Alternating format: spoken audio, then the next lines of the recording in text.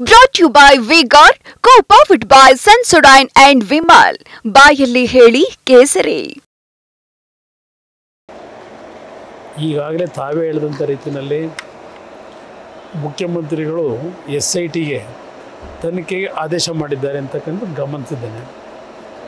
ನಾನಾಗಲಿ ದೇವೇಗೌಡರಾಗಲಿ ಎಂದೂ ಸಹ ಹೆಣ್ಣುಮಕ್ಕಳ ವಿಷಯದಲ್ಲಿ ಅತ್ಯಂತ ಗೌರವಯುತವಾಗಿ ಅವರ ಕಷ್ಟಗಳಿಗೆ ಯಾರಾದರೂ ಬಂದಾಗ ಅವರ ಕಷ್ಟಗಳನ್ನು ಪರಿಹರಿಸಿ ಕಳಿಸಿರ್ತಕ್ಕಂಥದ್ರಲ್ಲಿ ನಾವಂತೂ ಮಹಿಳೆಯರಿಗೆ ಅತ್ಯಂತ ಹೆಚ್ಚಿನ ಗೌರವ ಕೊಟ್ಟಿರ್ತಕ್ಕಂಥವ್ರು.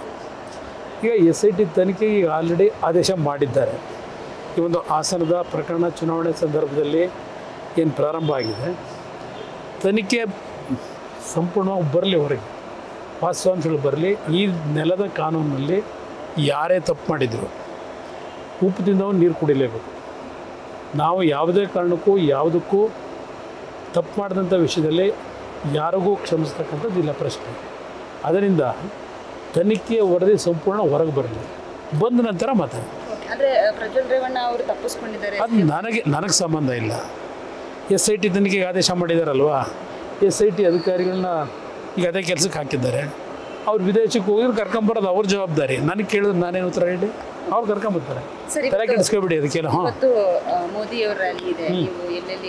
ಹೊಸಪೇಟೆನಲ್ಲಿ ಮೋದಿಯವರ ರ್ಯಾಲಿನಲ್ಲಿ ಭಾಗವಹಿಸ್ತಾ ಇದ್ದೇನೆ. ಪ್ರಧಾನಮಂತ್ರಿಗಳ ರ್ಯಾಲಿನಲ್ಲಿ ಭಾಗವಹಿಸಿ ನಾಳೆ ಶಿವಮೊಗ್ಗದಲ್ಲಿ 3 ಕಡೆ ಸಭೆ ಇದೆ.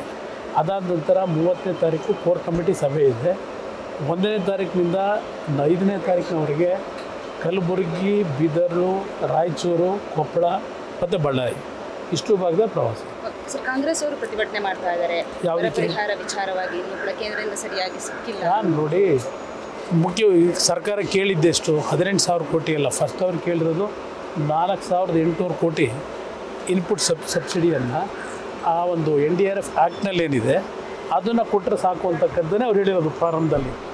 ಈಗ ಅದೇನು 18,000 ಕೇಳಿದ್ದು 14,000 ಕೊರತೆ ಅಂತ ಹೇಳ್ತಿದ್ದಾರೆ. ಇದು ಇವರು ಕೇಂದ್ರ ಸರ್ಕಾರದ ಮೇಲೆ ಪದೇ ಗೂಬೆ ಕೂರಿಸ್ಲಿಕ್ಕೆ ಮಾಡ್ತಾಯಿದ್ದಾರೆ. ನನಗಿರ್ತಕ್ಕಂಥ ಮಾಹಿತಿ, UPA ಸರ್ಕಾರ ಮನಮೋಹನ್ ಸಿಂಗ್ ಅವರ ನೇತೃತ್ವದಲ್ಲಿ ಅಧಿಕಾರದಲ್ಲಿದ್ದಾಗ 2004ರಿಂದ 2013ವರೆಗೆ ಏನು ಮನಮೋಹನ್ ಸಿಂಗ್ ಸರ್ಕಾರ ಕಾಂಗ್ರೆಸ್ ಸರ್ಕಾರವೇ ಕೇಂದ್ರದಲ್ಲಿ ಆಡಳಿತದಲ್ಲಿದ್ದರು. NDRFನಿಂದ ಬರಗಾಲದ ವಿಷಯ ಸಂದರ್ಭದಲ್ಲಿ ಏನೊಂದು ಮನವಿಗಳನ್ನು ಮಾಡಿದ್ದಾರೆ. ಕರ್ನಾಟಕಕ್ಕೆ 8% NDRF ಹಣ ಕೊಟ್ಟಿದ್ದಾರೆ. 8%.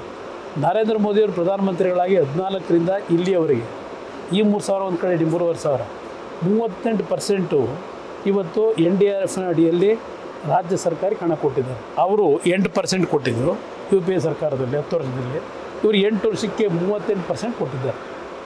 ಇದು ನರೇಂದ್ರ ಮೋದಿಯವರ ಸರ್ಕಾರ ಕೊಟ್ಟಿರೋದು. ಕಾಂಗ್ರೆಸ್ ಸರ್ಕಾರ ಜನಗಳ ಹತ್ರ ಸುಮ್ಮನೆ ಅನ್ನೆಸರಿಯಾಗಿ ಕೇಂದ್ರ ಸರ್ಕಾರದ ಮೇಲೆ ಗೂಬೆ ಕೊಡಿಸ್ತಕ್ಕಂಥ ವಿಷಯದಲ್ಲಿ ಈ ರೀತಿ ಸುಳ್ಳು ಅಪಪ್ರಚಾರ ಮಾಡಿದ್ರೆ ಜನ ನಂಬ್ತಾರೆ ಅಂತೇಳಿ ಇದನ್ನೇ ಹೇಳ್ಕೊಂಡು ಹೋಗ್ತಾ ಇದ್ದಾರೆ. ಇವ್ರ ಯೋಗ್ಯತೆಗೆ ಮೊದಲು ಈಗೇನು ಹಣ ಕೊಡ್ತಾರೆ ಅದನ್ನು ಜನತೆಗೆ ತಲುಪಿಸ್ತಕ್ಕಂಥ ಕೆಲಸ ಮಾಡಿದ್ರೆ ಅದೇ ಒಂದು ದೊಡ್ಡ ಸಾಧನೆ. ಆ ಕೆಲಸ ಮಾಡಬೇಕು ಅನ್ನೋದು ನನ್ನ ಅಭಿಪ್ರಾಯ. Brought to you by Vigor, co-powered by Sensodyne and Vimal. ಬಾಯಲ್ಲಿ ಹೇಳಿ ಕೇಸರಿ.